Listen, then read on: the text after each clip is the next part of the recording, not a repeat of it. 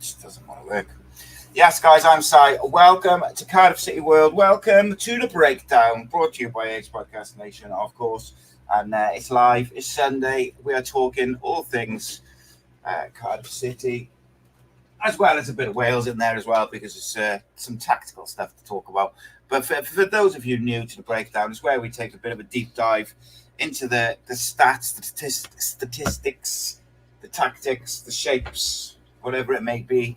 And we also, it used to be called Five Things, and where we reacted to the games and 5 things we've learned.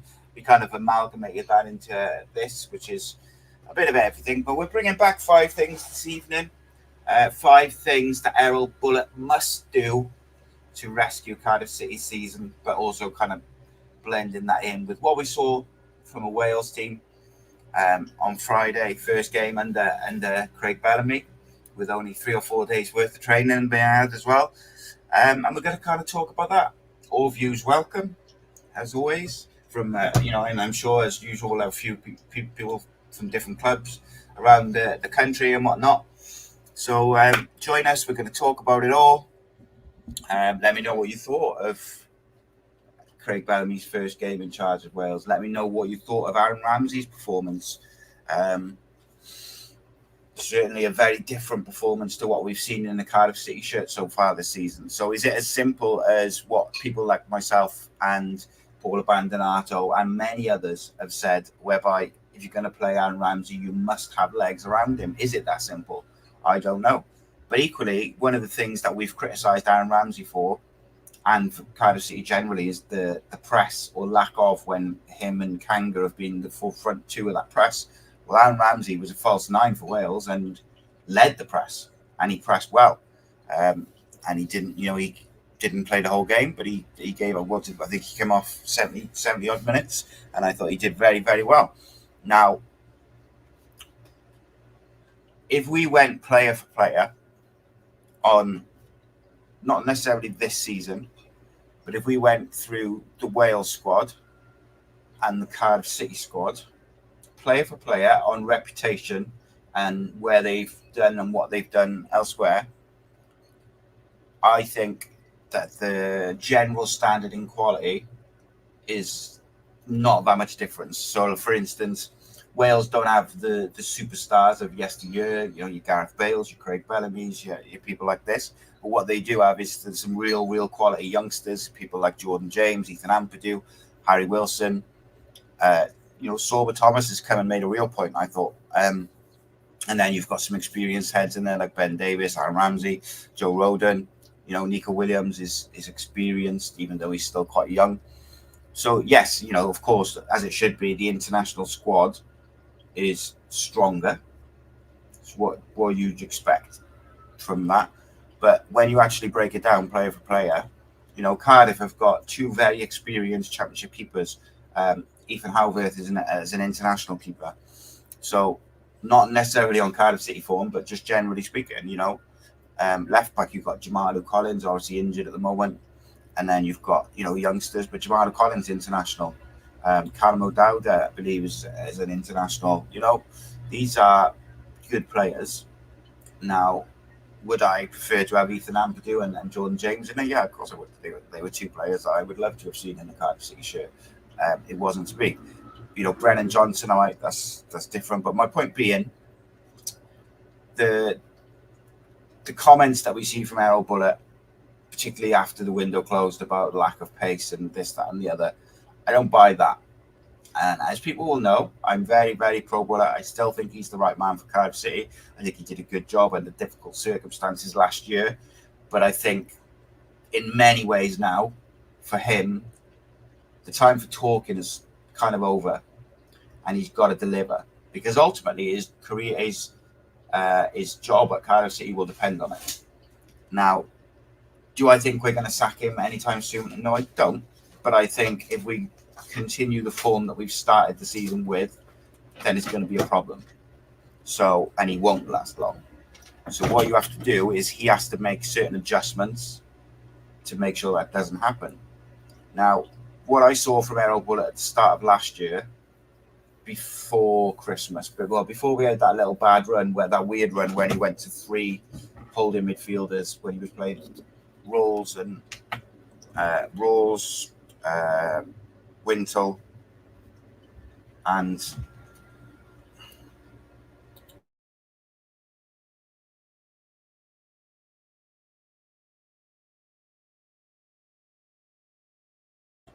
apologies. When he went to that weird place and he played Rolls, Wintle, and someone else, I can't remember who it was, but basically 3 holding midfielders, and it was just killed any creativity we had. Previous to that, when he first came in, I was quite impressed. I thought he was quite tactically clever. He made a few different tweaks for different players, different opposition, different teams, and I thought he looked quite clever. But as the season went on, that flexibility went, that sort of ability to change on the fly, that ability to change per game really disappeared, and he reverted to type and just became very one-dimensional, one way of playing. And I think that's where the beginning of the undoing of his regime so far began, when he lost that sort of tactical nous and that flexibility to adjust for certain teams. So with Aaron Ramsey in particular this year, and to a certain extent last year, I mean, Aaron Ramsey last year was really good up until he got injured. You know, if you go back and watch that Swansea game at Cardiff City Stadium, he was excellent. Pressing, passing, little deft touches, really, really clever performance, really well used. Now, he's playing the same role in the same formation. So why isn't it working? Well, I think one of the issues that we've got now is, one, he's a year older. 2, he's obviously worked very hard to get fit. But when you look at Wales, what did they have around him? They had legs and youth everywhere. And if you look at it, the only person who I wouldn't class as kind of like young, athletic, and energetic is probably Harry Wilson. But his game is different. And that's not a criticism of Harry Wilson. But from that front 6, you've got Sorba Thomas, energetic, athletic, pacey. Brennan Johnson, all of the same. Ethan Ampadu, Jordan James, they all provide the same thing. Aaron Ramsey clearly reads the game very well, but he's not able to get about the pitch as much as he used to be when he was younger. However, now he can still read the game really well, but he's got to have those players around him. So I want to kind of talk about it a little bit, but before we do that, I just want to I'll leave that actually for a second. I was going to bring something up on the screen, but we'll go with this. So number 1 for me, and these are 5 things that I think Erol Bulut must do if he's to be the Cardiff City manager long term, and in turn rescue this season. Because make no mistake, this season is not over just because we've had a bad start. There's, we talked to the Middlesbrough fan the other day, or the fans the other day. They had like a point after 7 games last year, or 2 points or something. Hadn't won a game, barely scored a goal. And then they turned it around, and I think they just missed out on playoffs, put the top of my head. But we got a point, we're not doing great, and I'm going to pretend we are, but it's not. It doesn't have to be the end of the road for Erol Bulut. So number 1 for me is the tactical adjustments that we talked about. Not every team needs to have the same tactics, the same personnel, the same shape, and everything that goes with that. There's different game plans for each team. There's home games, there's away games. And yes, there's a time for pragmatism, but there's a time for when you've got to be brave and you've got to go and win football matches. And for me, Cardiff City have a squad that is deep enough, versatile enough, and talented enough to go and win football matches if it's set up in the right way. So that is my first thing that he needs to kind of get back to, is those little adjustments for each team. There might be some teams where the 4-2-3-1 works. There might be other teams which require wing backs. There might be other teams which require a diamond or 2 up front. Whatever it may be, I want to see some actual tactical nous and real cleverness about what he's doing, because I do believe he's capable of it. I've seen it. Number 2, and I think this is like ginormous for everyone, but particularly I think is something which I wanted to talk about this evening. You've got to pick players on form. You've got to pick players on performance. Forget loyalties, favourites, big names. None of that can't come into it any longer. It has to be basis on what's best for that game, but who's in form. If you're out of form, you're in form, whatever it may be. Mistakes. If people make mistakes, that's part and parcel of football. Everybody makes mistakes every single game. But let's not be calling out young players like Ruben Colwell, but not calling out experienced pros like Aaron Ramsey or Siopis or Gutas or Halworth. People who've been around the block, they don't need protecting. They know they've made the mistakes. So let's not single out young players who are trying their best to learn and to be what you want them to be. Now, for me, part of that picking players who are in form, that might require a slight change in tactics, formation, or shape, whatever it may be. But you're the coach, so coach and do it, because we all can see that there's certain players who deserve a chance. There's certain players who get a chance and then they're out the second it doesn't go right or doesn't work 100%. And then there's other players who can roll in, shall we say, average performances week after week, but they're the first name on the team sheet. That's got to go for me. That's got to go. That's not going to fly anymore. Number 3, there is a time and a place. I mentioned it just now. There's a time and a place for a defensive shape. There's a time and a place for pragmatism and solidity. The Championship is like one of the most competitive leagues in the world. Every game you can lose or win. It's on a knife edge. So there is definitely a time for that stability. But sometimes you have to be brave and go and win games. Erol Bulut showed at the start of last season, and he showed it again in pre-season. He wants to play quite vertical football. He wants to have players moving, rotating position, interjecting. He wanted, in pre-season, we've talked about a lot, the shape that we had with 5 across the front, 2, and then, sort of 3 at the back with the defensive midfielder sort of floating. Let's see that at home games. Let's be brave and go and win games. But yes, away from home, you might want to set up really stable, make yourself very difficult to play with. And then on the transition, get in behind, get the right players on the pitch so that when you win the ball, you have someone who can play that killer pass instantly. And they don't have to slow it down, go backwards, give it to someone else. Let's have the right personnel in the right position. Number 4, has Erol Bulut been backed in the window? Well, in my opinion, yes, he has. Now, was it a bit embarrassing that our squad was too big and we didn't have enough room for certain players, or we couldn't get a striker in? Of course it was. But that's part and parcel of football, is managing the squad. And whether it's the manager or the board, there's been a bit of a mistake there. But I think you'd be mad to say that he hasn't been backed. I think he has. And we've got some very, very good footballers now. Of course, there's been a problem with getting those footballers fit and ready to play. Of course it is. It's not, this is what it is. But I don't want to hear Erol Bulut coming out in the press bemoaning that he hasn't got certain players in his squad. He's got no pace. He hasn't got athleticism, whatever it may be, because it's bullshit, quite frankly. It's rubbish. There's players there who've got all of those attributes, whether it's your Alex Robertson, Ruben Colwell, Kay Pacquiao, Tanner, and the list is endless.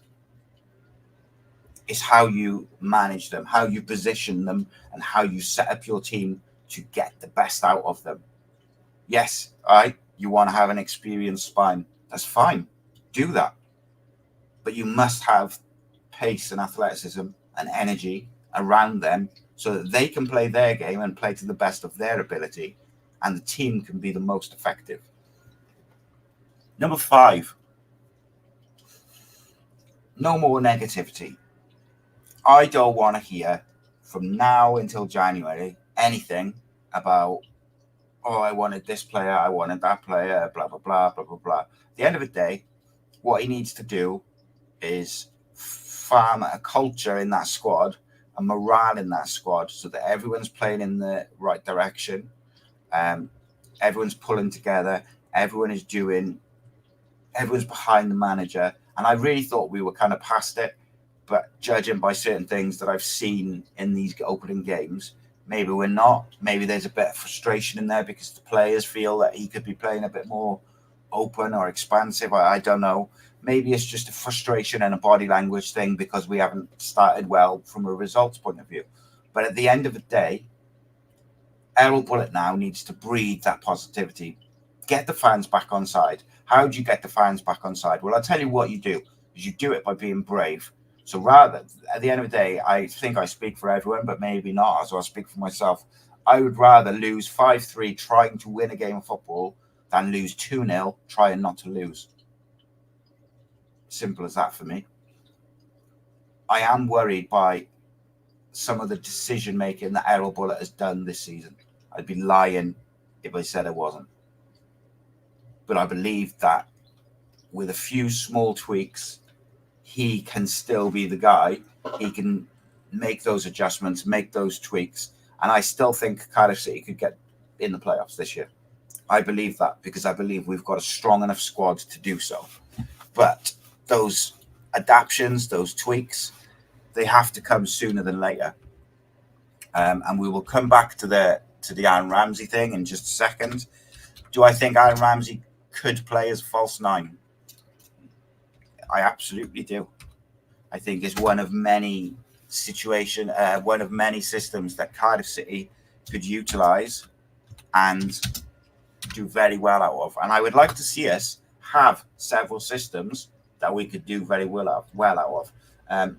I've been speaking non-stop for 17 minutes, so I'm going to hear from you guys now. So some of this might be from earlier in the show, so I apologise. Paul says, play Cardiff higher up the pitch. We're way too deep. Wales played 5 to 10 yards near the halfway line. Yeah. And again, I go back to that pre-season shape. The fullbacks were pushed high and wide, 5 across the front with the wingers, fullbacks, the inside, like the wide forwards, whatever you want to call them, because they're not really wingers, and then the centre forwards, 5 across the front. Then you add sort of the number 10 and the number 8. And then behind that, you'd have your defensive midfielder who could drop into between the centre backs for a back 3 if need be, but he could also push up if need be also.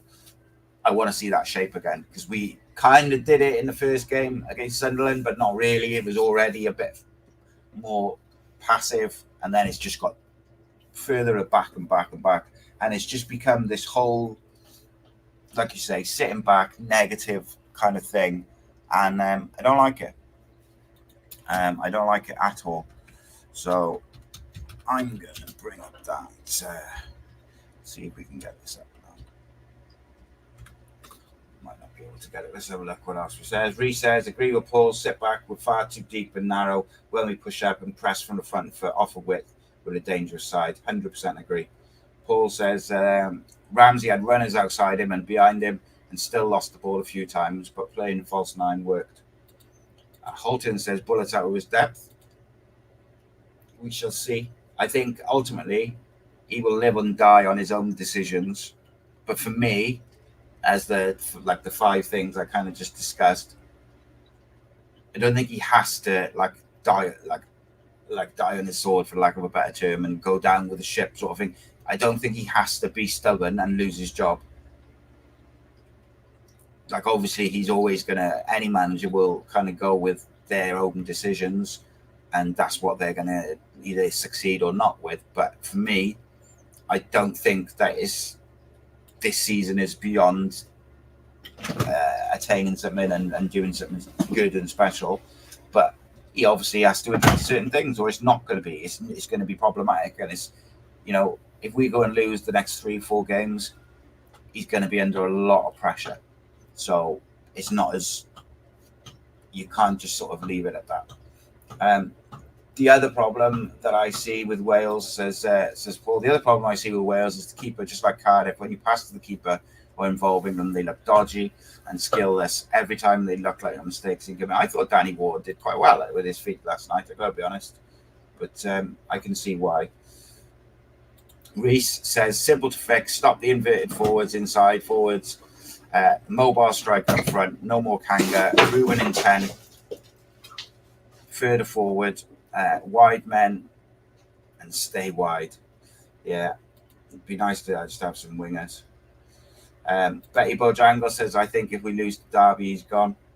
There's no doubt the pressure's on. No doubt the pressure's on. Paul says, Psyopis only becomes important when he wins the ball and can produce the pass, which he's not doing. You've got the keeper and Gutas, just poor starts. Keeper's rubbish. Alnwick for number 1. Yes, it's definitely interesting. I think one of the things he's got to do is he has to decide what he's doing with Psyopis. Now, if Psyopis is in there to be a destroyer, I get that, and I'm not against it. But he's got to get in Psyopis' ears and coach him and say, I don't need a Hollywood pass from you. Give it to Robertson. Give it to Ramsey, who can do that pass. But it's interesting. Alex D says he's on borrowed time. Well, I think I agree with that if he just keeps doing the same thing. It's like Groundhog Day, innit? If you just keep doing the same thing, expecting different results, it's ridiculous. But he's got the squad. Like, to me, if he sets up attacking at home, win your home games, and then he can set up with that bit more stability away from home, have pace in the right areas and good passes in the right areas for that transition, it's doable. Derby they got a fantastic home record. People like Evo Adams who are going to be eager to prove a point. Mendes Lang. It's not going to be an easy game. Dan Lowe says, I get what you say around the lose 5-0 and try and play football, but if we still winless after 10 games, then yeah, but no, I'm not saying go lose 5-0 and play good football. What I'm saying is, like, especially in the home games, I'd rather see us go and try and win a game and we lose 5-3 than we're just trying not to lose and we lose 2-0 anyway because we make mistakes. Everybody makes mistakes in football. Cardiff are getting punished for it because they're not offering enough going forward. Prime example, against Burnley, 1-0 down, you have a 1-on-1 to make it 1-1. That completely changes the whole outlook of that game because you can kind of, as a team, go, that was a mistake. It happens, freak, whatever. We're back in it. Now let's go back to what we were doing. Renario says, Bulut is beyond hope now. He's had his chances. He's not going to change. I disagree with that slightly. Not that he's not going to change, because I have no idea if he's going to change. And if he doesn't, it's kind of on him anyway. But I disagree that he's had his chances, because last season, I think he did a remarkable job under ridiculous circumstances, whether it was the lack of contract, the behind-the-scenes ridiculousness from certain players, or just, having to deal with just frees and loans is hard enough. So I don't necessarily agree with that, but he has been backed in this window, and we've brought in some real quality players, which if he cannot get the best out of them, somebody else will. And that's just a fact. Look at what Craig Bellamy did in 3-4 days with that Wales team. Now, do I think that Craig Bellamy and co have been speaking to those players for a while? Probably. And he's probably been talking to them and talking them through what he expects, which makes it easier. But ultimately, he only had 3-4 days of training sessions to work it. Alex says we have to beat Derby. We should beat Derby. But can you imagine he just picks the same side again? God. After he said he needs to make changes, by the way.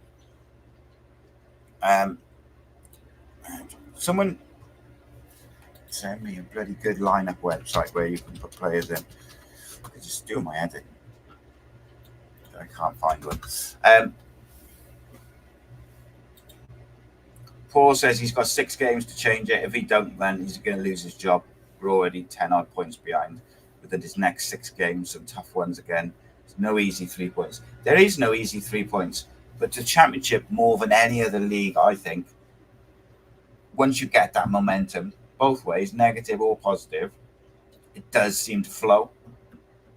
And as I've mentioned a couple of times recently, like you speak to the Borough fans last year after 7 games, they only had like a couple of points. They hadn't won a game, and it was brutal. And they ended up only just missing out on the playoffs. Like this, what, like 3-4 games gone. It's so much get football to be played. I'm not saying that like it's not been real bad, because it has, but equally, like there's a long way to go. Long way to go. Renario says Bulut is arrogant. He'll keep his rigid 4-2-3-1 until it works, so he can say I told you so. It might be too late then, though, mate. But equally, that 4-2-3-1 is such a flexible formation. It doesn't have to be rigid. Like, in fact, it comes from a 4-3-3, 4-3-3, which actually stems from a 4-5-1. It's just the way the football's evolved, and it evolved into this 4-2-3-1.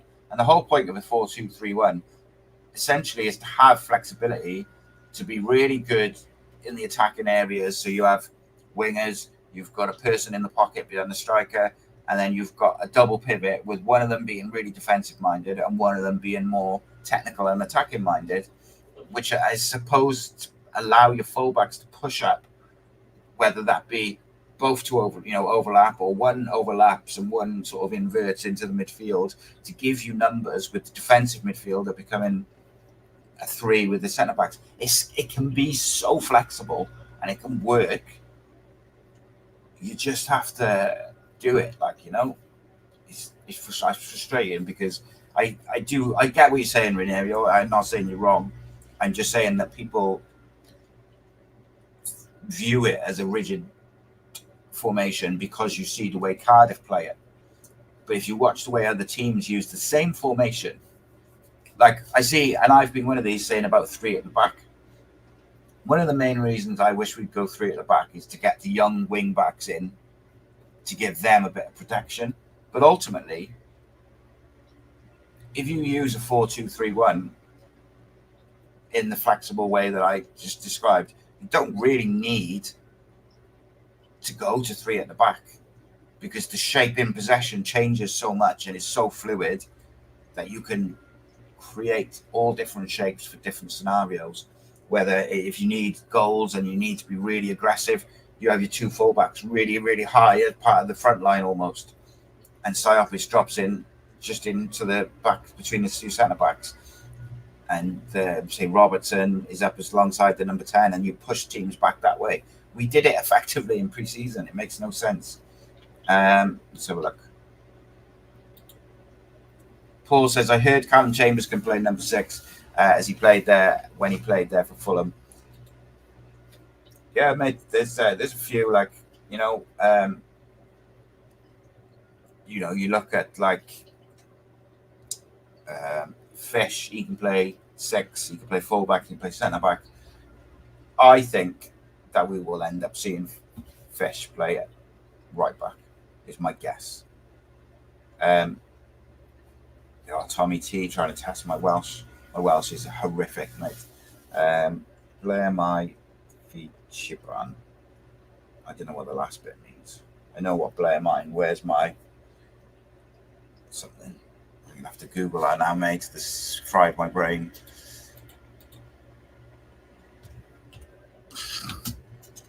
You rascal. But yeah, it's going to be like, you can't get away from the fact that Erol Bulut, in my opinion, he's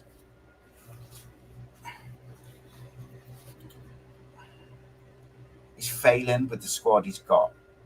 But it also takes time to like get players in. Not in, like up to speed, especially hard. It's maybe been harder because he has had to like wait for the players to be fit enough to play. So I do think that is. I'm not sure that's right, but is that right? Where's my quibble? I don't know, mate. Thanks for testing me, though. So Alex says, Mate, Kanga, Cyprus, Kutas, Howard, all not good enough. Big changes needed. Right. Let's go through them one by one. Mate, I agree with you. I don't know what he is because I don't think he's a winger. And when he plays up front, his link-up play is decent. His pressing is not great, but it can be good when he's got the right attitude and head on. But his finishing is awful. The only way I could see Mate potentially working as a striker is if he was played up front with like a Keir Ashford or someone with him, you know. But I think it's a problem that Bulut keeps reverting to him in big games or in games where he's feeling the pressure. You put Mate in there, and I think it's a problem because I think there's better players who offer more to the team going forward and back. Kanga, look, I understand why people are like, he's this, he's that, he's rubbish, but like you got to give the guy time. He's in a new country, like he's not even fully fit yet. Let's wait and see what he ends up as. Like, I'm not saying he will end up as anything. I'm just saying, like, let's not just write him off just yet. My big thing with him, mate, is I don't think he should have been playing from the start at the moment. I actually think that he should be. I think he should have been coming on with like 20 minutes to go against tired players to then be able to like get against tired defenders, get a goal, get his confidence up.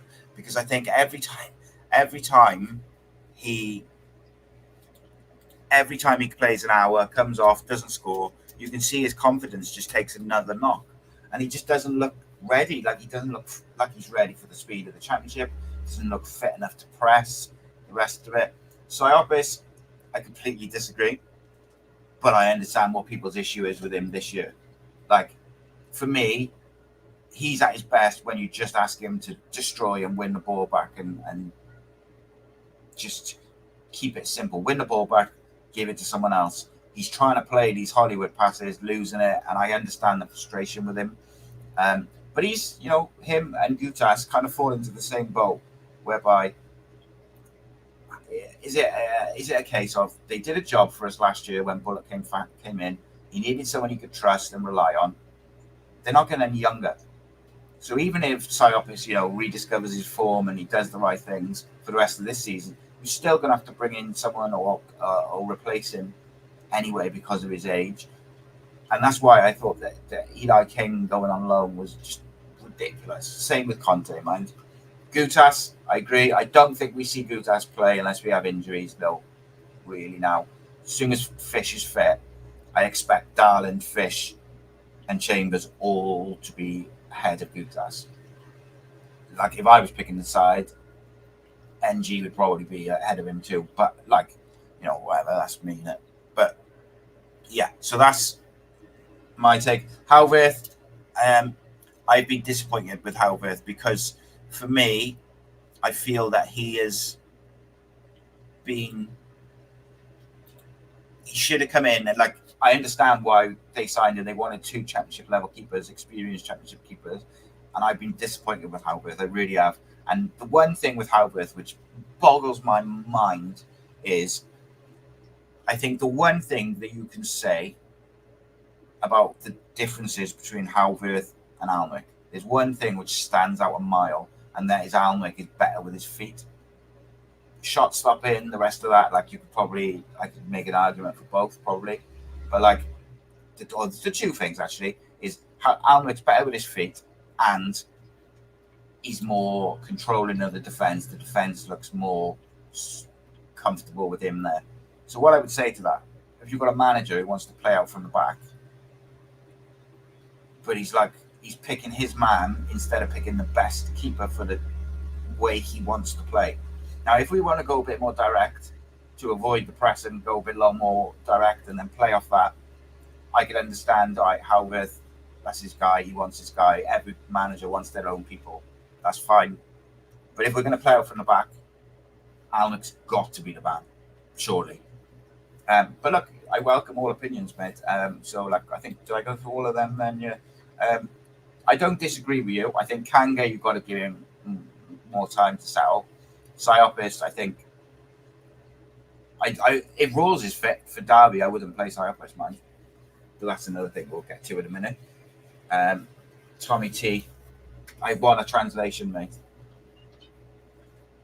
CCFCO2 says, I'm worried Bulut won't change anything for Derby and blame it on the same problems. Well, he's hit himself that he needs changes, so it's up to him to make it. He's got to make it. Because the one thing I drastically disagree with Erol Bulut is that he hasn't got the players to do what he wants to do. Last year, I think he had that excuse that he didn't have the players to play the way that he wants to play. Whereas now he's got the players that he wants to play the way he wants to play. He's also got the defensive players who are up to the standard that you need to play in a more expansive way, because they're all really good ball playing defenders who've also got a bit more pace than last year. So there can't be any excuses. Like you can put down some of not the mistakes like the individual errors, but maybe the shape defensive mistakes like picking up men and stuff. Maybe that's because there's new people coming in, new faces, new voices, and everyone's not quite familiar with what their job is. But again, that's down to the coaches and the manager. You've got to get that right. Let's have a look. Renario says 3 at the back: Fish, Chambers, Haaland, Louis Giles, and Kapaki are wing backs. I would probably go with that. I think Louis Giles could be a massive issue. Holton says, who would you want if he was sacked? Well, that's a question. I would have wanted Craig Bellamy, mate, but that's another one. He also says, am I on Anis's forum? I'm not. The only person's sort of threads that I tend to check out is Grange End Stars, because he does real good stuff on the finances and stuff. So I link up with him a little bit sometimes and talk about stuff. But it's not anything against his forum or anyone else's forum. I just haven't got the time, mate, to be quite honest. I don't do enough with my socials because I haven't got the time, let alone this. Let's have a look. Who would you want if you decide? I don't know. I'll have to think about that, Holton. I'll come back to you, mate. Where's my whistle? Got you. Thank you, mate. Thank you for the trip. Kanga pitchforks are out. Yeah. I agree with that, Renario. I mean, you haven't always agreed with everything, but you said you think Kanga's a victim of Bulut's system. I 100% agree with that. I also just think he's not fit, right? So if he's not fit, let's play him off the bench. He might pinch a winner, maybe he pinches a winner against someone or an equaliser off the bench when defences are tired. He's a big boy. He can run, and it's easier for him to run for 20 minutes non-stop and press when he knows he's going to be playing at least about an hour. If he's not fully fit, it's going to be an issue, crazy to me. But again, maybe they're trying to get him match fit, but I worry about his confidence, because strikers, we all know, everybody knows, strikers go on confidence. And when you're lacking those goals, lacking those confidence, it just becomes a whole thing. And I don't know, it's worrying, it is. But yeah, it's not too bad. CCFC 02 says, give Kanga time. He also isn't really getting anything from the other players he's playing with. We can't expect much. Well, I said the other day, before the Middlesbrough game, we could have prime Ronaldo 9 in centre forward position, and he still wouldn't look good because we weren't creating anything. CCFC 02 also says, worrying though from the last post-match interview with Bulut saying Siopis played well against Borough. But with that, right? I get it's not I'm not saying it's subjective and he had a good game, but there was moments in that game where he did well. And the way I read his quote, and I did it, I can't remember the interview, but I remember watching it and thinking that it got lost in translation a little bit. I think he was saying about the ground that he'd covered and the work rate, if it's the quote an interview I'm thinking of. He was, so I don't think he was necessarily saying he had a good game. It was more that he had covered like loads of ground, but I might be wrong. That might have been from a different game, so I apologise if that's the case. So yeah, it's like it's one of them, mate. As I said earlier on in the show, the calling out of Tanner and Colwell and stuff, I don't mind that. But if you're going to call those young players out, why aren't we calling out the experienced pros who haven't been at it? Because there's loads of them who haven't been at it properly. So that for me is an issue. And I think that I don't need him to call out individuals. If we've been shit, we've been shit. If we've been good, we've been good. You don't need to call out individuals. Unless it's been drastically, horrifically bad, you don't need to single out individuals in the press. You don't. Where's my whistle? I'm not sure, mate. It's around somewhere. Renario says, Slaviskia Jakanovic. I'm not going to speculate too much on that. I'm sure we'll get to a point at some point where it needs to be discussed. What I want to do to kind of finish is talk about a couple of different ways that Cardiff City could play, and in my opinion, maybe end up in a better place than they are now. Just from a purely like, not, what's the word I'm looking for? Like, what we're doing at the moment is not working. Yeah? So you got to change something. Even the manager said that something's got to change. Yeah? So if something's got to change, is he referring to personnel? Is he referring to tactics? What's he referring to? So one of the things that I've suggested, which I'm going to bring up on screen now, ignore the numbers because I've done it on the fly while I'm talking. But one of the things that I suggested was basically like a 3-4-3. And one of the reasons why I suggested that was so that you could get the young, pacey fullbacks in there without them having the defensive responsibilities that I think everyone's a bit, Pacquiao, incredible going forward. Giles, great going forward. I actually think Giles is a bit stronger defensively, but they're both not quite there from a defensive point of view. But Louis Giles' crossing is sensational. Pacquiao, sensational. So how do you get them in the side, give us some that much needed pace without losing the defensive stability that the manager clearly likes, and being able to play up from the back and so on. So I'm going to show you one shape which I quite like and one system which I quite like, and then I'll show you another one and we'll kind of go through it bit by bit. I'm going to talk about it as we do it because obviously we've got the no, not that one. We're going to go through it and then talk about it so that we can obviously keep the audio listeners as well. So this is that 3-4-3 shape that I was talking about, right? So I've got Alnwick in goal. I've got Darlin, Fish and Chambers. That's your three centre-backs. And then I've gone Giles and Pacquiao just for this example, but we'll talk about that now. Then I've got Rawls as your 6 and Robertson as your more sort of dynamic midfielder who's going to get about the pitch. Now, come on. What's with the Welshman? You're spinning me. I wish I spoke it better, but it's been so many years I don't. So I've gone with Rawls and Robertson as a pair in the middle. Robertson, obviously, the more dynamic, getting forward. And then I've got Colwell and Ramsey just behind Robertson. With my thinking being, Louis Giles is your width here. So if Louis Giles is up here, you're whipping crosses in. And same for Pacquiao there. You've got Robinson running the channels, running in behind, but also, can drop in deep, blah, blah, blah. If he drops in deep there, Colwell can run beyond, etc. But my other thinking with it, right, is one of the problems we have with the number 10s when we play. So this is when we played, right? When we play a normal 4-2-3-1, 3-1. This is what happens. So say, just ignore the personnel. We'll say Ramsey's your 10, they're your wingers.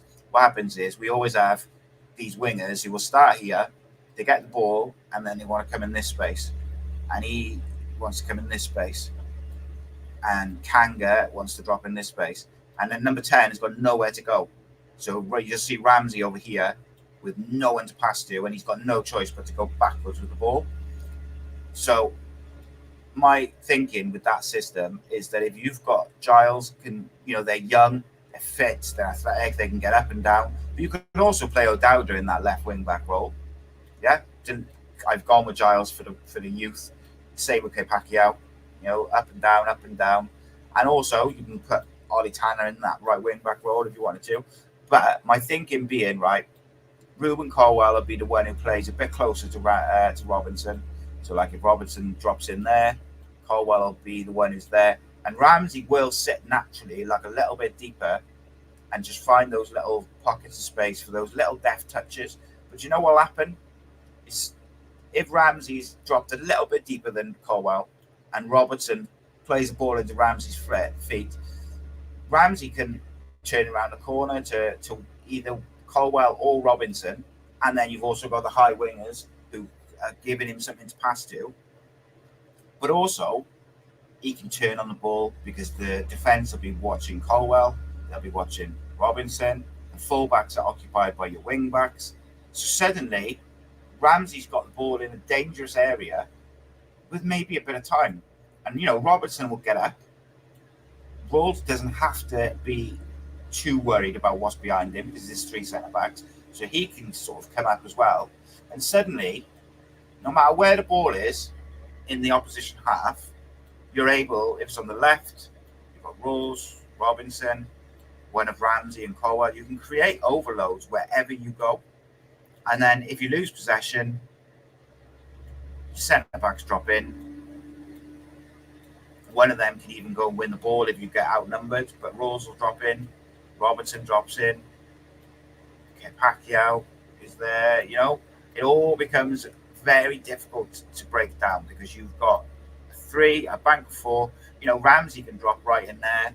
Colwill can maybe play just in front. And then you have Robinson and Colwill as your pressers. And if Colwill or Ramsey or someone wins the ball, you're in a position to attack. Now, that's just my opinion. But it's one of them. And I accept, like Reece has just said there, is there a potential for it to be a bit congested? Well, it's not if they were to work in the way I just said. But because Bulut's looking to create overloads everywhere. So what I wanted to just go back to, right, is what we were talking about earlier in the show, which was the 4-2-3-1 being rigid. So I'm going to set it up as the 4-2-3-1 and just kind of show what I was on about. I'm going to do it with the more likely selections, so like O'Dowda and NG and people, just for the sake of an argument. We'll go with Tanner there because I think NG makes it he should not be playing at the moment. I'm just going to leave Colwill there for a minute. Right, so say this is your basic 4-2-3-1, right? Now, the way that we're doing it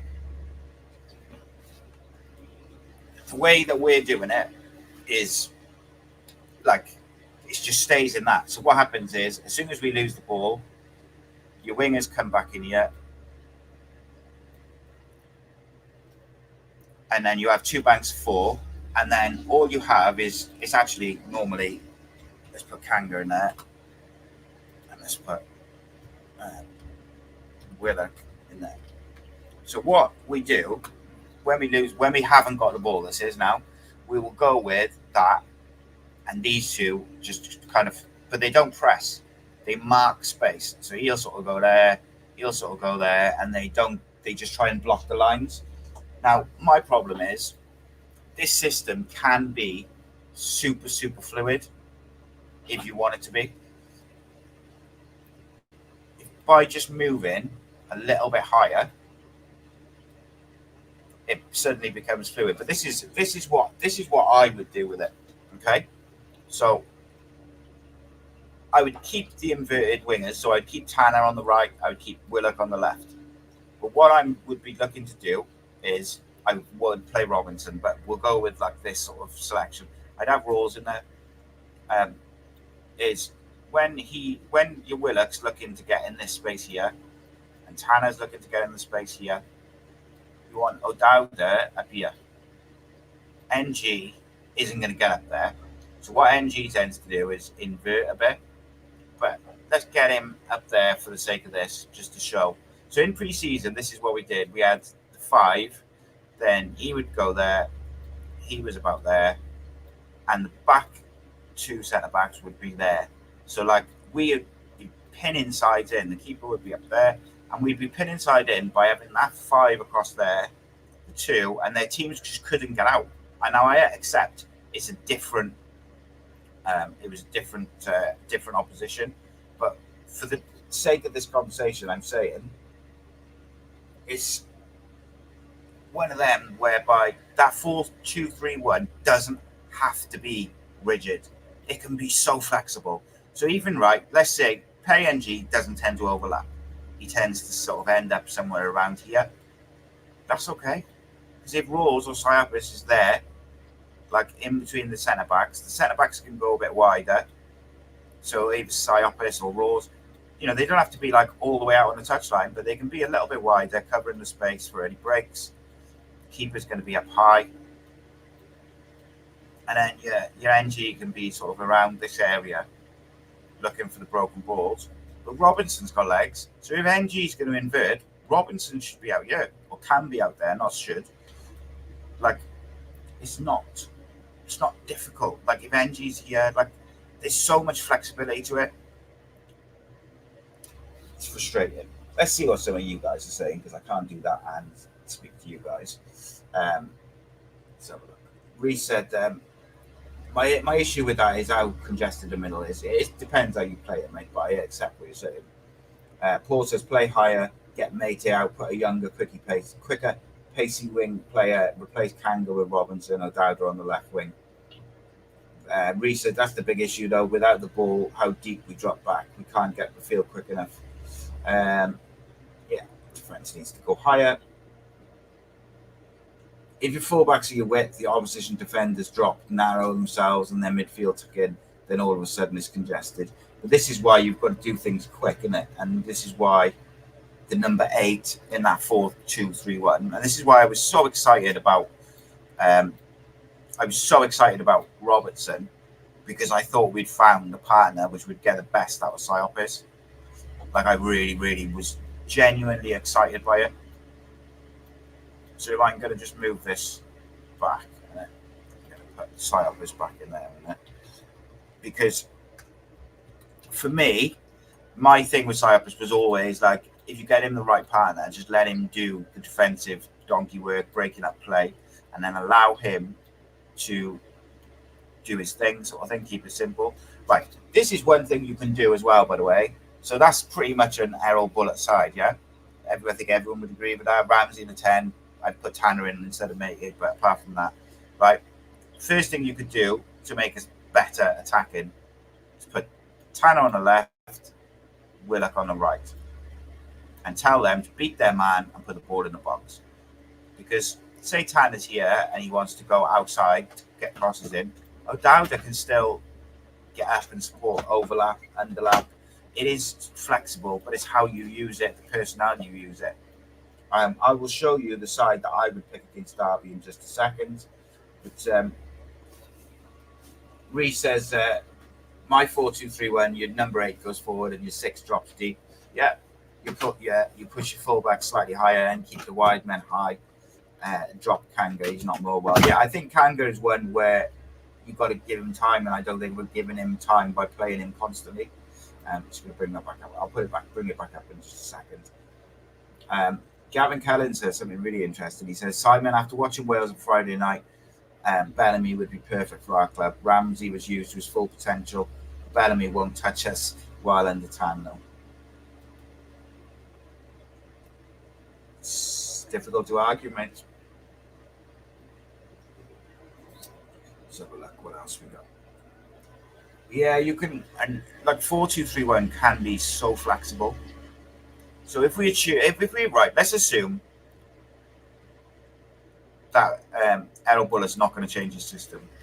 Could the system? I'm not saying he's going to do this, by the way, because he ain't. But could the system that Wales utilised on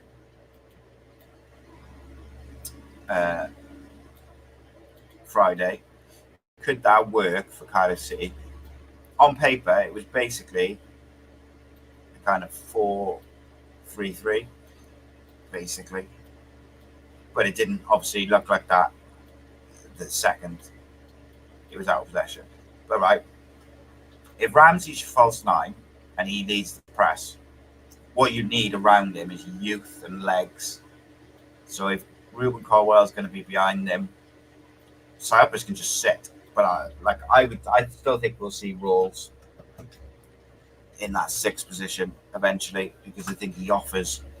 I think he can offer him basically what Cyprus does, but better passing. Could the false nine work? Yes, I do think the same system that Wales played could work for Cardiff. I do not think we will play it though. So this is the side that I would pick against Derby. It's difficult, right? Because what do you do with Aaron Ramsey now? Because he's just shown that he can play further forward and do a good job. But we're not going to play him as a false nine. So do you revert to type and put him in a 10? Do you play Colwell in a kind of free roll off the wing and hope that works? I think it could work, but I don't think he's willing to give him the freedom to allow it to work. Well, actually, I'll show you that now. I'll show you what I assumed we were going to do this year and how I thought it was going to work.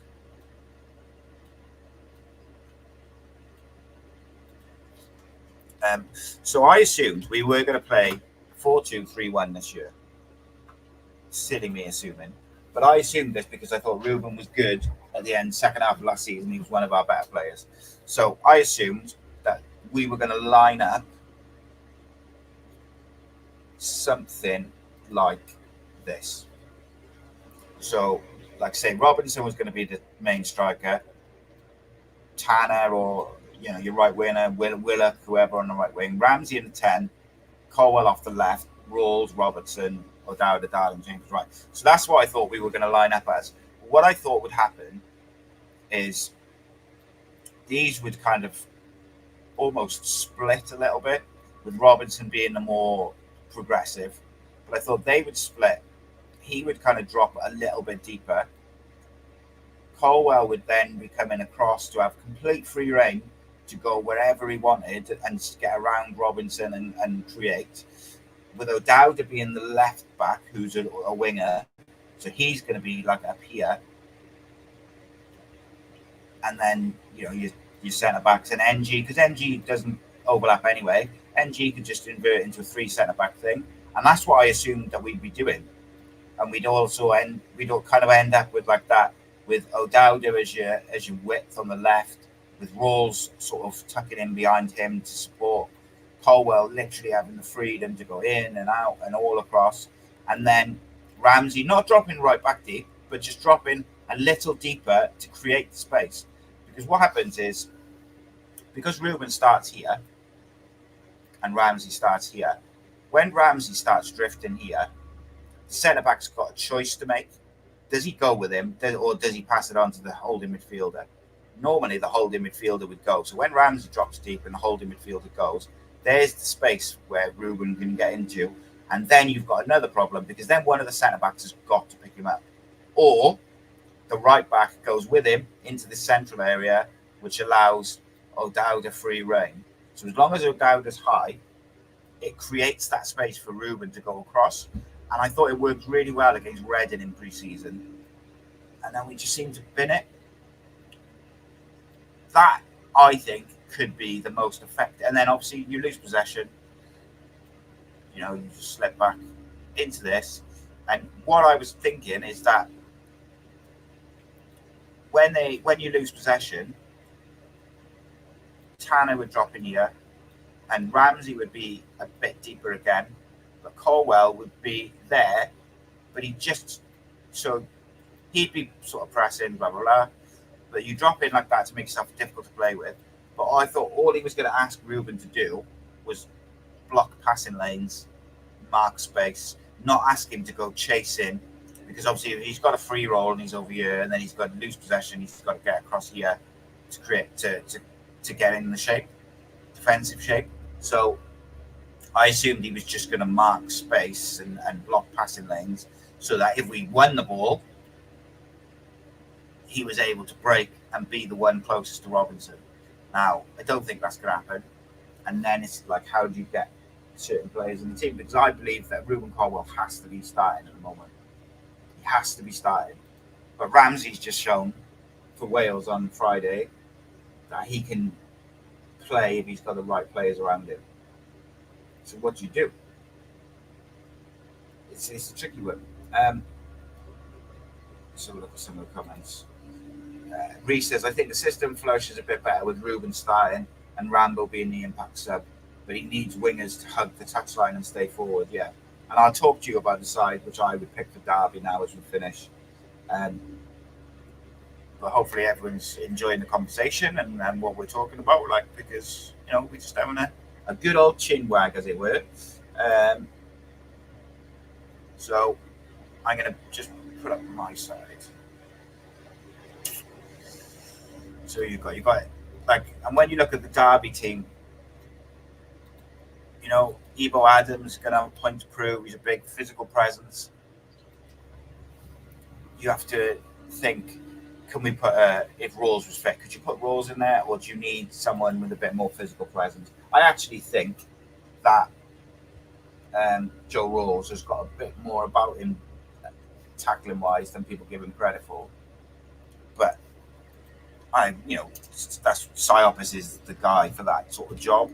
So do you need him in there against Derby to combat the physical side of things? It's an interesting one, because historically, history tells us that the teams who are coming up from League One are going to be difficult to beat, because what they do, and they're in good form because they've been winning, and winning becomes a habit. They've got Nat Phillips in defence. But again, Nat Phillips, I thought he did very well for us last year, but he was prone to a mistake. The one thing which Derby do is score goals. So Cardiff have to find a way to score goals. If we look at the way they lined up, sort of 4-2-3-1, Mendes Lang is their captain, you know, but they've also got Curtis Nelson as centre back. Come on, man. Right. So what would I line up against Derby, assuming there's not going to be a change to the system? I'm going probably this. I'd love to, by the way, like, I want to put K Pacquiao in there so bad, but I think it's unfair to chuck him in away from home in a game like this where we've got to win.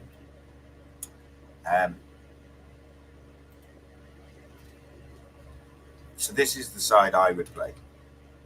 And I already know that people will not agree with this, by the way. And I know that people are going to go, you can't do that, you can't do this. This is what I would do. And I'm assuming a couple are fit, so they might not be. But this is what I would do.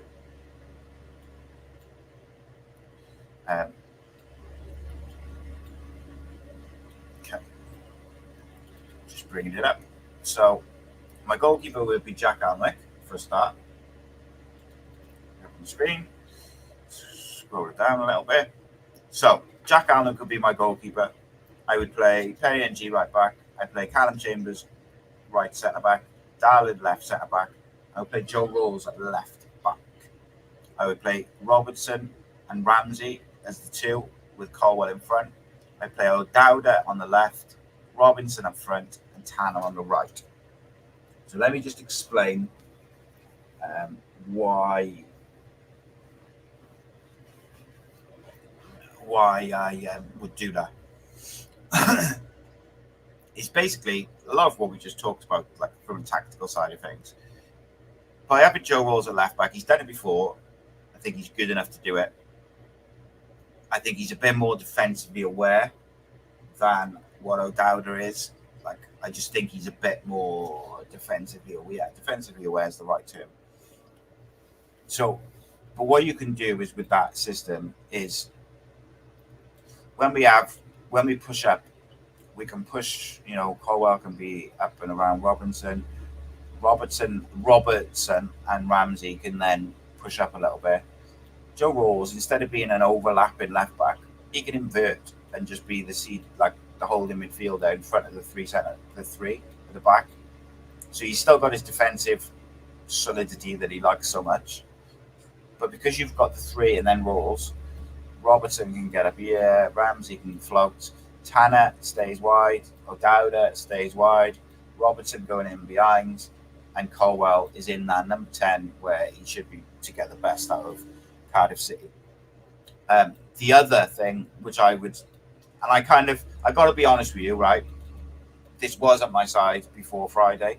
I slightly changed it after I saw Aaron Ramsey's performance against Wales, because I decided that Aaron Ramsey's performances for Cardiff City are based around